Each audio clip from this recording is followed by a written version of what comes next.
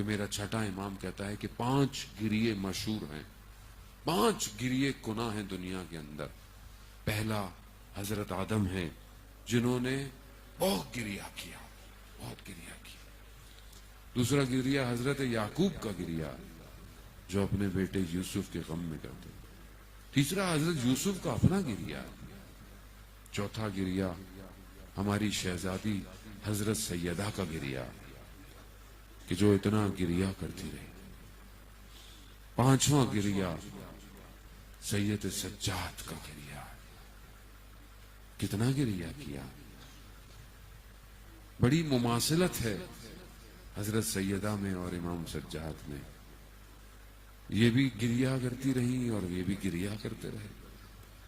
گریہ کیسا تھا کہ جب بی بی گریہ کرتی تھی تو مدینہ کے لوگ کہتے تھے نا کہ ابن الحسن فاطمہ سے کہیے یا دن میں گریہ کرے یا رات میں گریہ کرے۔ اللہ، بی بی کیا فرماتی ہیں، اتنی مصیبتیں مجھ پہ پڑھی کہ اگر روزے روشن میں پڑتی تو تاریخ ہو جاتا۔ ہاں، اور ایک سید سجاد کا گریہ ہے۔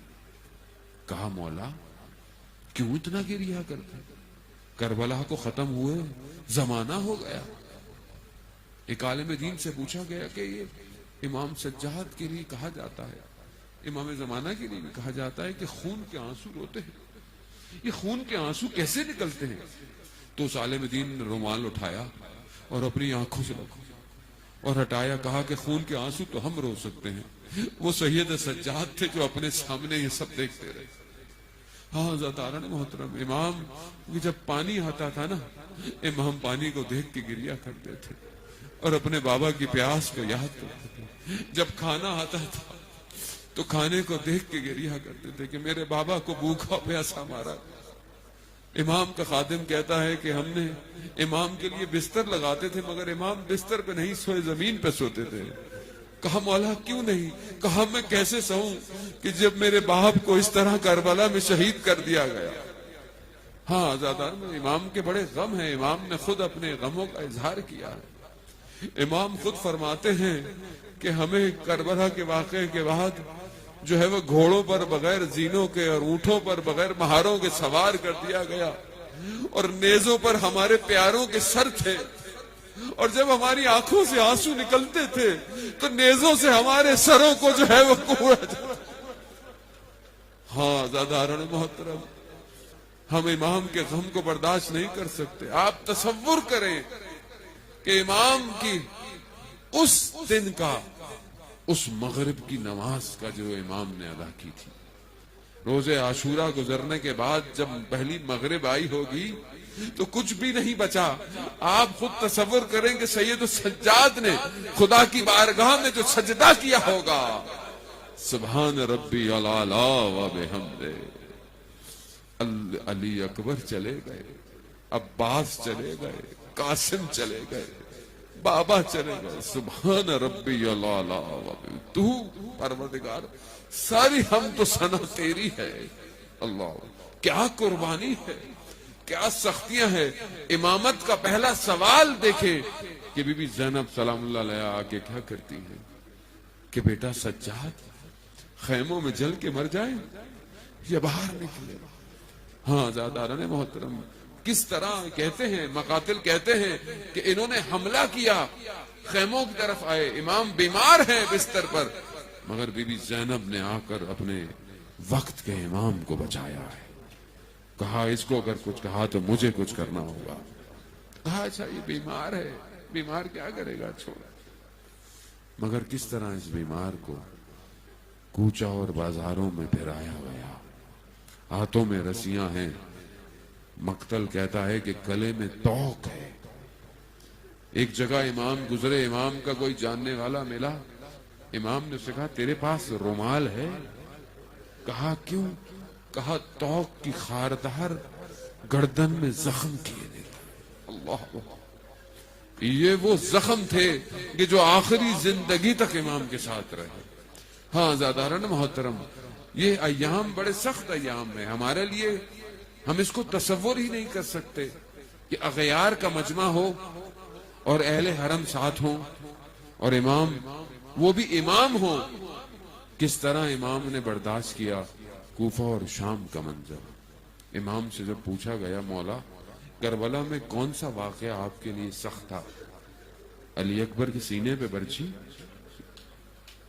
قاسم کے بدن کے ٹکڑے، حضرت عباس کے بازو؟ نہیں. امام کیا فرماتے ہیں؟ امام نے 3 دفعہ کہا ہائے شام، ہائے شام، ہائے شام. یہ شام میں کیا ہوا ایسا؟ کیا ہوا؟ ہاں زیادہ رمتم جب یہ شام پہنچے ہیں تو شام میں کہتے ہیں ایک منادی ندا، خوشی کا سما ہے، عید کا سما منایا گیا. شام میں لوگ رنگ برنگے کپڑے پہن کر آئے کہ باغی آ گئے ہیں، باغیوں کے اسیر آ گئے ہیں، ہم نے انہیں مار دیا ہے اور ان کو اسیر بنا کر لائے. اور کہتے ہیں بازار شام میں اتنا عرصے کھڑا رکھا گیا کہ جب تک لوگ جمع ہو گئے.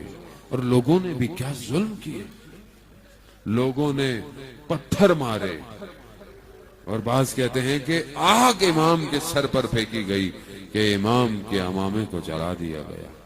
یہ کم ستم تھے. اس سے بڑا ستم یہ تھا کہ ان شامیوں کی نگاہیں اہل حرم پر تھی، پھوپھی پر اور ماؤں پر اور بہنوں پر تھی. یہ سید السجاد سے برداشت نہ ہوا، اسی لیے امام کہتے رہے ہائے شام، ہائے شام، ہائے شام. راوی کہتا ہے کہ میں شام میں داخل ہوا، میں نے دیکھا لوگ بڑے عید کا سما ہے. کہا یہ کیسا ہے؟ کہا اسیر آئے ہیں. کہا جب میں نے جا کر دیکھا تو کیا دیکھا؟ میں نے دیکھا یہ جو نیزوں پر چہرے ہیں یہ تو جانے پہچانے ہیں. ماننے والا تھا نا. جب اس نے امام کو دیکھا، امام تک پہنچا، امام نے کہا یہ وقت اس باتوں کا نہیں، تیرے پاس کچھ دھرم دینار ہیں. کہا یہ جن کے ہاتھ میں نیزے ہیں ان کو دے، اور کہے کہ نیزوں کو تھوڑا آگے لے جائیں تاکہ لوگوں کی نگاہیں نیزوں پر ہو، میرے اہل حرم پر نہ ہو. اللہ اکبر. سید السجاد کا غم، نہ جانے دربار شام کی میں مصیبتیں آپ سے پڑھ پاؤں گا یا نہیں پاؤں گا. بس ایک مصیبت ہے دربار شام کی، اگر سن سکتے ہیں تو سنیں کہ امام کو مخاطب کر کے جب اس نے پوچھا، امام نے خطبہ بھی جو بیان کیا، وقت نہیں مگر امام بتا رہے ہیں کہ میں اس کا بیٹا ہوں کہ جس کو غارت کر کر شہید کیا گیا، جسے جو ہے وہ جس کا سب کچھ لوٹ لیا گیا اور اسے تنہا اس طرح مارا گیا. امام اپنی تعریف مجھ سے کر رہے ہیں، میں کس کا بیٹا ہوں اور مجھے فخر ہے کہ میں اس کا بیٹا ہوں. مگر اسی دربار میں یزید ملعون نے اپنے ہاتھ میں جو چھڑی رکھی تھی اس سے ان لبوں پر لگائے.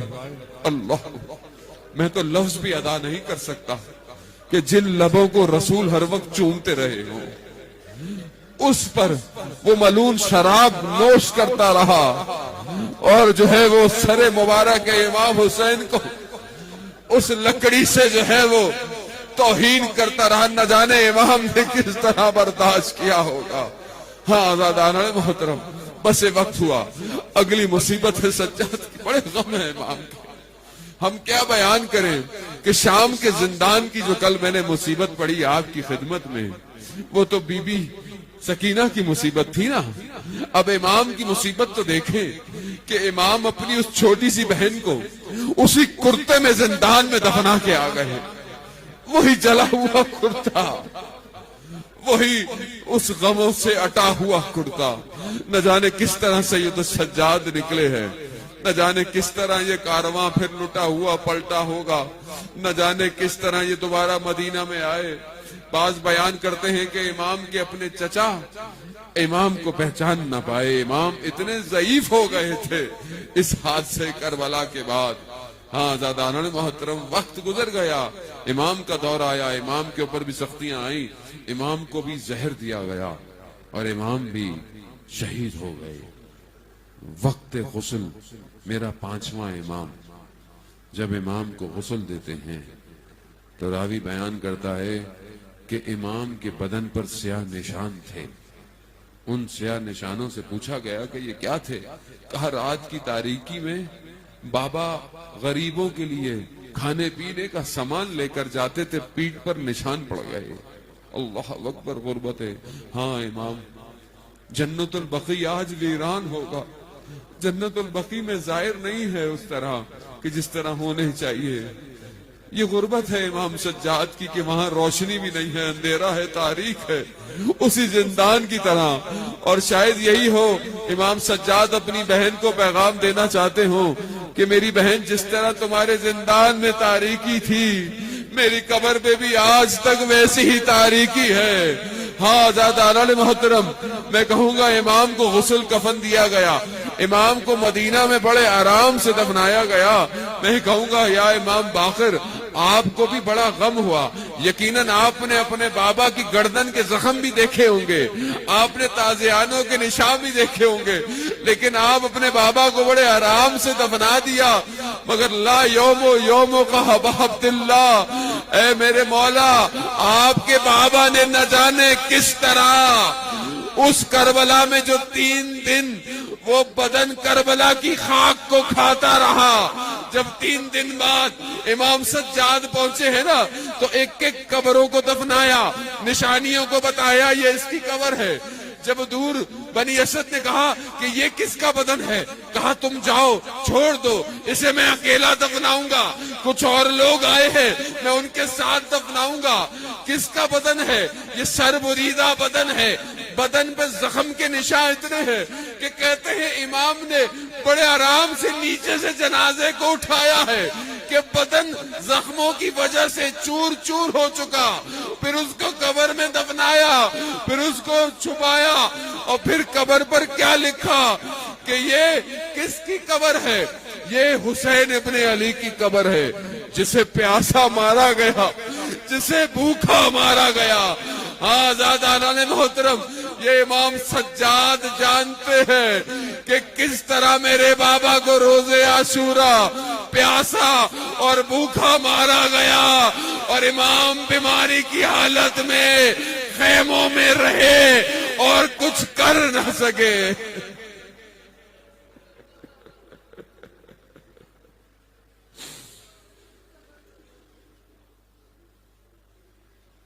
الا لعنت اللہ علی القوم الظالمین.